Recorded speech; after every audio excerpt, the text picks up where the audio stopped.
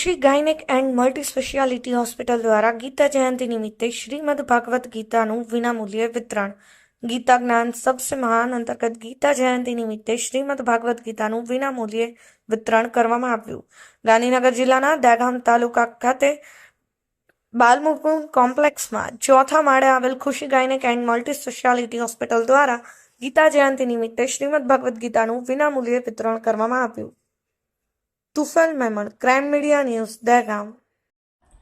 શ્રીમદ ભગવદ ગીતાના 18 અધ્યાયની અંદર કૃષ્ણ અને અર્જુનના સંવાદ દ્વારા સંજયનું 18મા અધ્યાયના છેલ્લા શ્લોકમાં કહેવાનું થાય છે કે જ્યાં શ્રી કૃષ્ણ અર્જુન છે, ધનુર્ધારી અર્જુન છે, ત્યાં ઐશ્વર્ય, વિજય, અસાધારણ શક્તિ તેમજ નીતિ નિશ્ચિતપણે રહે છે।